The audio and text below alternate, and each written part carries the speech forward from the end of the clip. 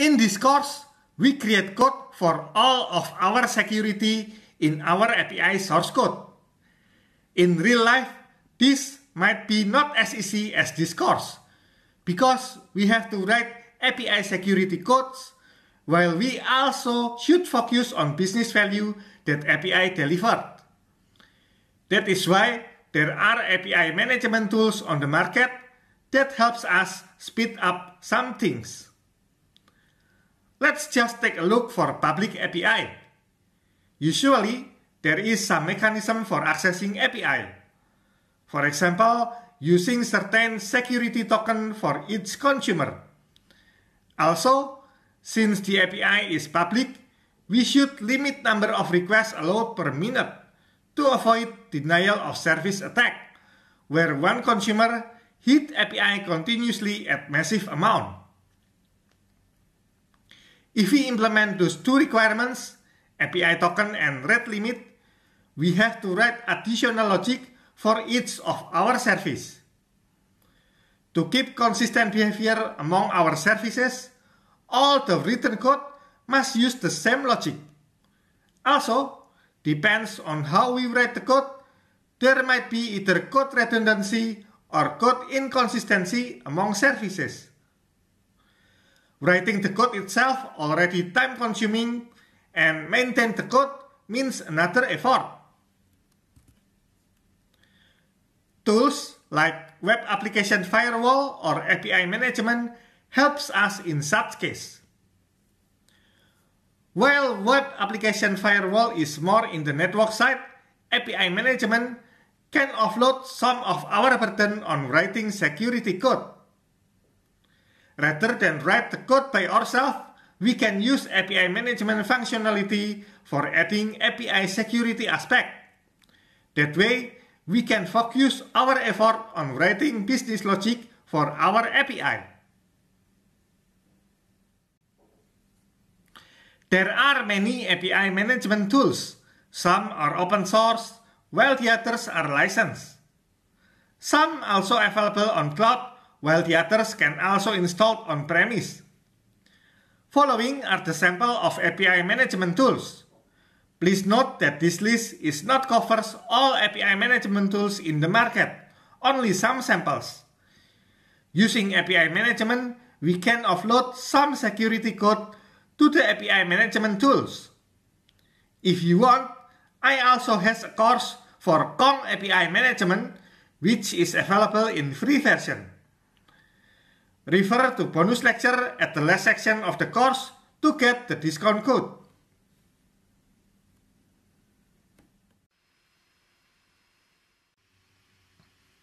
Let's just say that the API provider is a company called Athena. The diagram will be like this. In here, Athena have 4 API nodes, or commonly referred as service. It's on domain athena.com with subdomain alpha, beta, and gamma. The 4th API does not use DNS.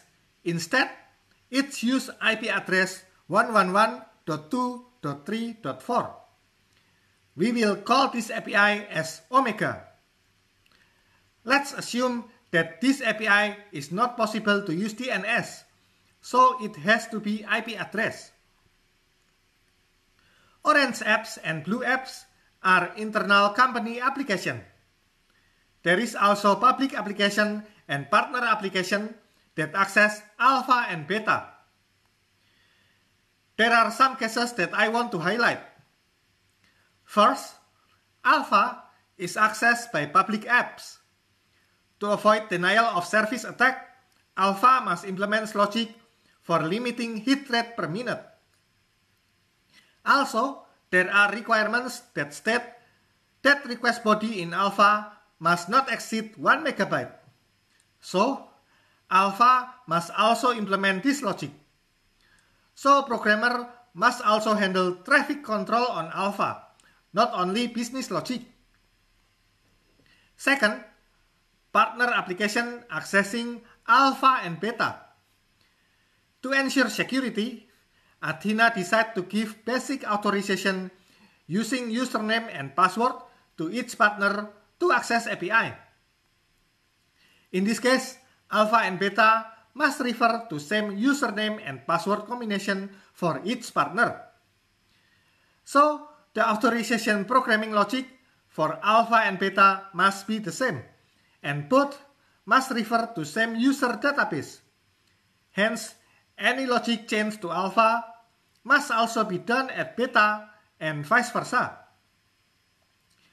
This makes the programmer has to maintain logic in two different places. For example, when product owner decides that credential now use API key instead of basic authorization, then both alpha and beta must be adjusted so that partner can continue using both API with minimal modification from partner side. Third, alpha, beta, and gamma already use DNS or domain name server, so it is relatively safe to switch IP. For example, when something happens and gamma must be moved to backup server, then the DNS admin only need to redirect gamma DNS to new IP. But what if Omega service, which is using IP address, need to change the address? Remember that we assume Omega must not use DNS. This means Blue Apps, Alpha API, and Gamma API needs to change their endpoint to new IP. So we have to change 3 places. These are just some sample cases when we are not using API management. Basically, since we have 4 API nodes or service, we have to maintain each service. And during maintenance, we have to make sure that maintenance remains compatible with API consumers. There are other cases that possibly happens, but we will skip it for now. So without API management, each services can contain elements like this: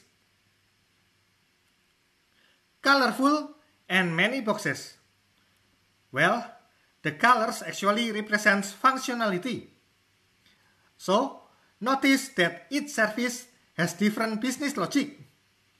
And there are also several common functionalities, like the purple box represents logging. All services has this functionality to log response time and response status. Alpha and beta has basic authentication functionality represented by yellow box. Beta and Omega has IP whitelist functionality, the brown box. Hit rate limit must be implemented on Alpha and Omega. Now, let's see the box quantity for each service. The first box is business logic to be implemented, and it's different for each service. And as you can see, Alpha developers need to implement additional functions for API, represented by those colorful boxes. And so does Beta, Gamma, and Omega developers. Other than business logic, the developers must also implement additional functionalities to manage the API.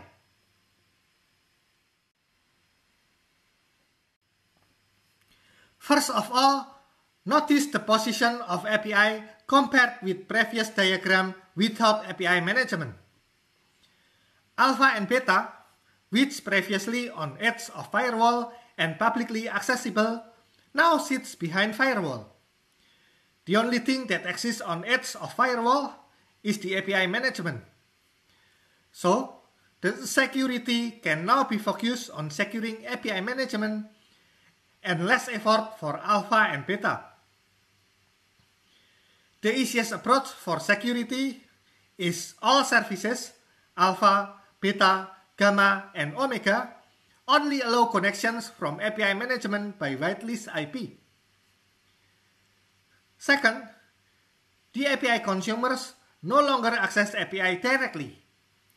Remember, API consumers not only public applications, partner application, orange or blue applications, but also the service itself can access other service. So, all API traffic now go through API management. Still remember the sample cases in previous diagram? With this approach, security and other common things can be taken care using API management. This diagram shows how API management services and their functions now behave. API management will act as gateway, a communication point between consumer and service or among services itself.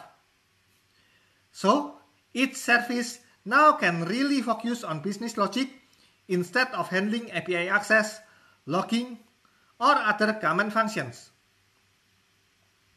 Since traffic now routed through API management first, those common functions can be handled by API management. Now, let's see how sample cases from earlier diagram implemented when we work with API management. Some security functionalities already provided by API management, which helps a lot. However, we might need to implement something else. Some API management platforms allow us to write additional plugins according to our needs. For example, Apigee allows us to write plugins in Java, while in Kong, we can write plugins on Lua programming language. However, using API management does not mean we are free entirely from writing API security codes. For example, we might still need to validate user input on the backend side.